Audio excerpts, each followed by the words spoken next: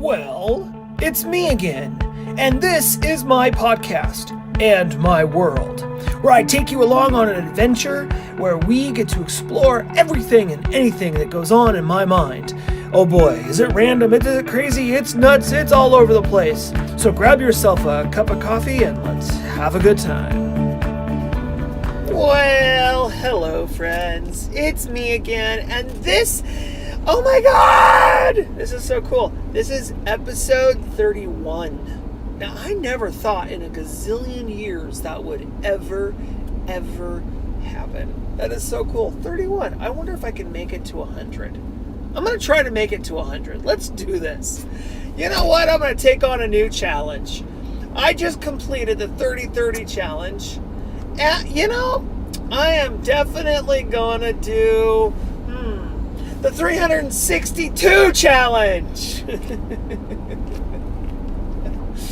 Okay, so hello, good morning. I'm Graham, and I'm your host, and this is my world, and it just so happens to be a podcast. Here is where I talk about crazy things, whatever's on my mind, whatever I seem to think up. And I've been thinking about something for a long time. So yesterday's podcast was all about cannabis and how I feel about cannabis and how we should legalize it and let us make our own damn choices. Well, that just brought me to something I've been thinking about for a while, and it's drugs in general. We need to end the frickin' war on drugs. It is failing miserably. It's done nothing but make people, I think, get more into drugs and make the situation worse than it actually is. And let's get rid of it. What do you say? Can we work together as a team and love each other, and let's heal people? Let's end the war on drugs. Okay, this is my theory. This is what I think. So let me just dive right into it. We spend millions and millions and millions and millions of dollars over the years. And we're talking many years to imprison people who are addicted to drugs.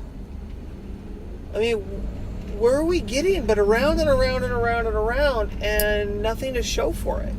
We spend all this money, all this time, all this effort in the justice system, clogging up people's dockets, just to put someone in jail, add something to their record, and then throw them back out again without any assistance or help or anything. We end up taking children away from parents and putting them in the foster system.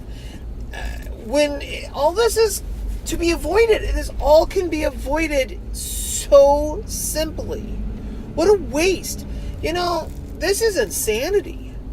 And of course, the definition of insanity is doing the same thing over and over and over, expecting a different outcome. This is insanity, people.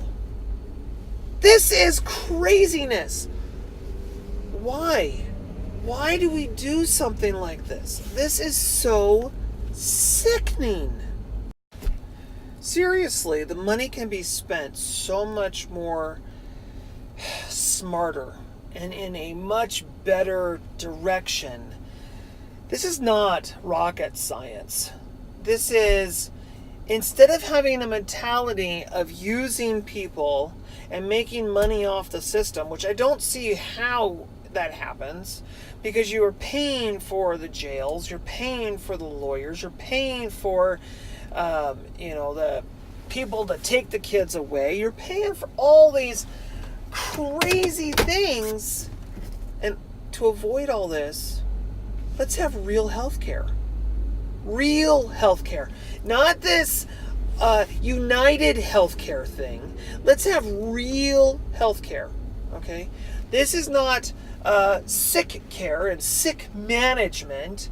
This is when these people are found to be what we currently consider breaking the law, or they have a severe addiction, and they obviously, a lot of them know they're addicted and they want to get off, but no matter what they do, they can't.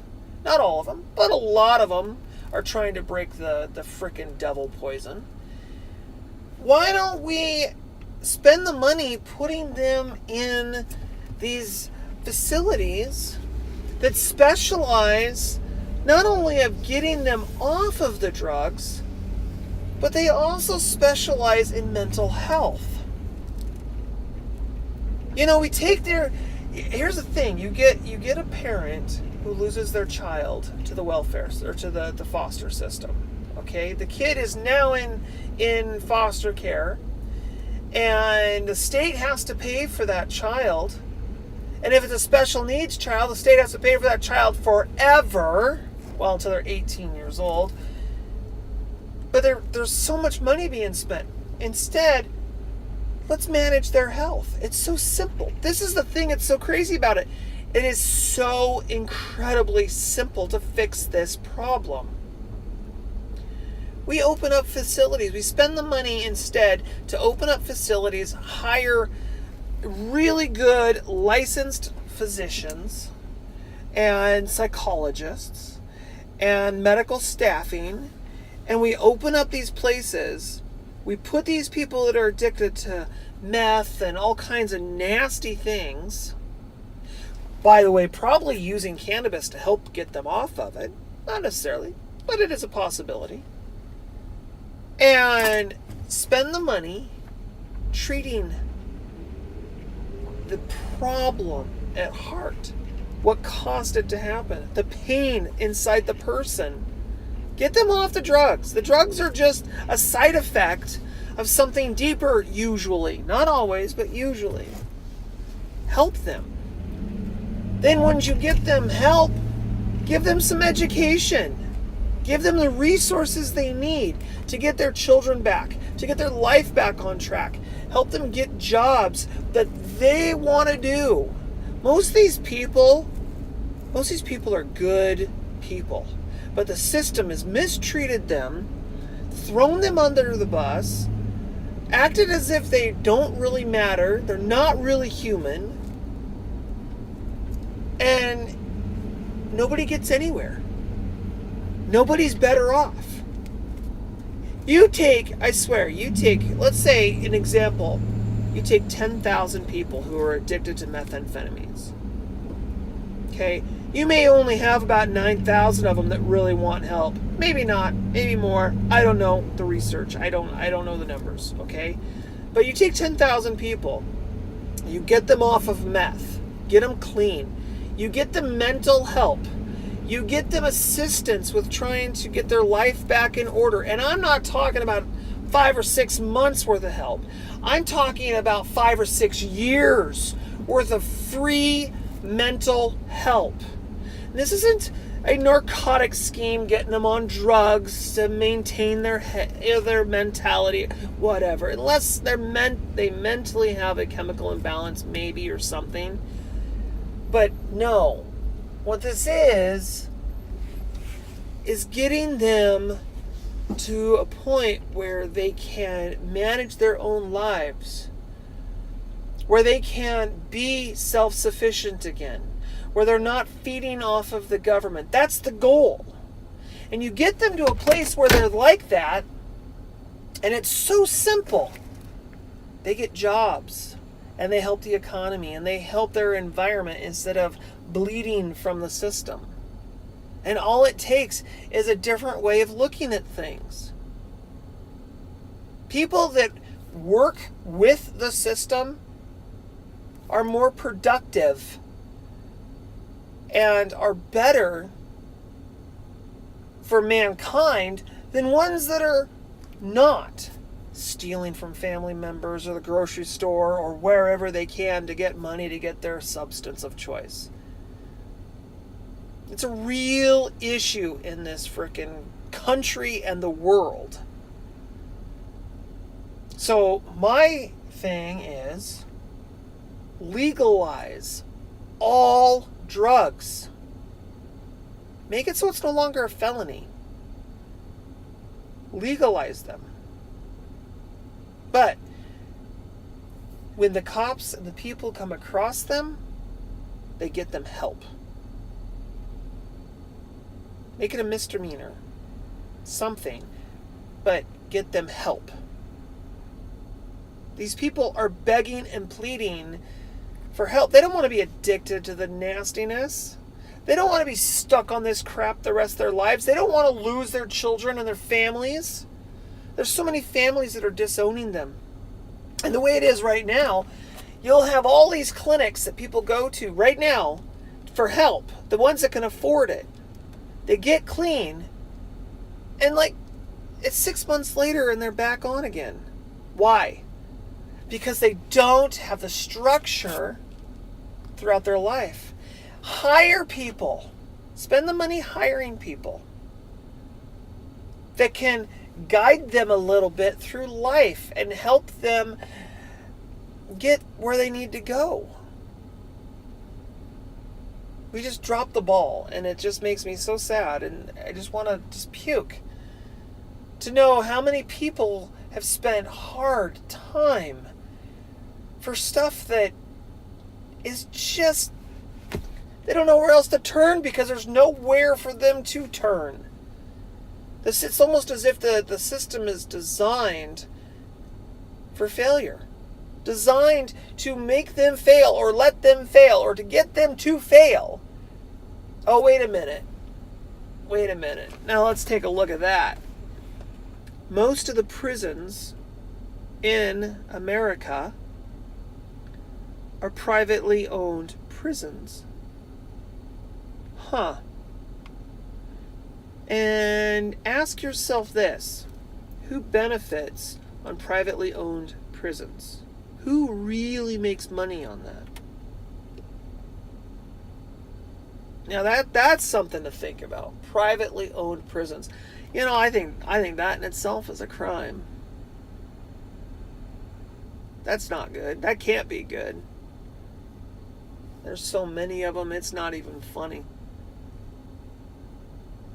There's just, I hear all the time on the news and the radio and stuff how our jails are filled to capacity. We had an election not that long ago where they were asking for money to build another jail. And then go to find out how many people are in jail for narcotics.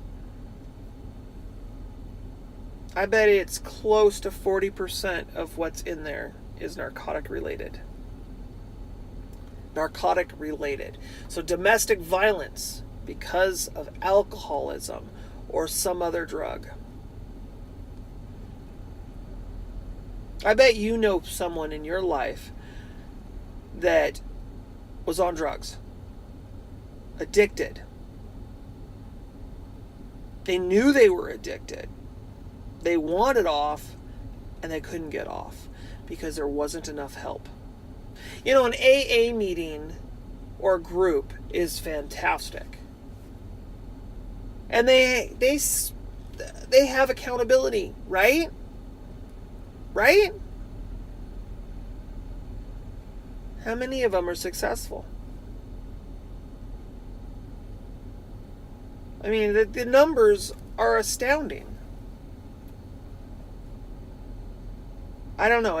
This is something I've been thinking about for a long time. Is why not legalize all this stuff? When something is illegal, there are more people that want to do it or want to try doing it because they know that they're not supposed to or it's bad. It's not the drug that we should have a war on. War on drugs. No. Why do we have to be so defensive immediately? The war on drugs. We're going to kill drugs. We're going to get rid of drugs. You're never going to eliminate the drugs. The narcotics, the crud, it's always going to be there. It ain't going anywhere. So let's spend the money on the education. Just say no. That ain't gonna frickin' do it. Come on. Just say no. You know how many times I've heard that? We used to have when I was a kid, I don't know if it's still around or not, I don't think it is. It was called the DARE program. And their slogan was, dare to take kids off, or dare to keep kids off drugs, or whatever. They used like 4 or 5 different slogans. Dare. Okay. Well, I dare you, government. I dare you to give health care to these people, the right care to these people, mental care to these people. I dare you.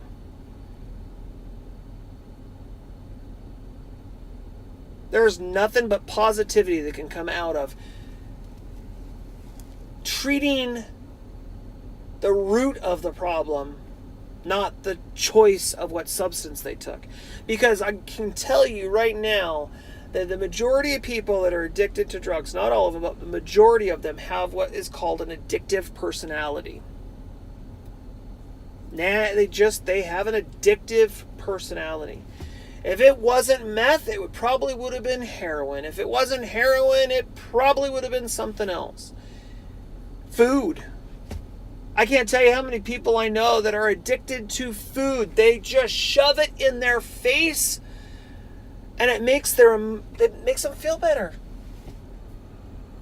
Makes them feel better. Why does it make them feel better? Because they're covering up emotions. They're covering up pain. Let's deal with that. That is what the root of the problem is. It's the emotional distress, the feeling alone, the feeling like they're not good enough. Most of these people, if they had enough courage, would kill themselves.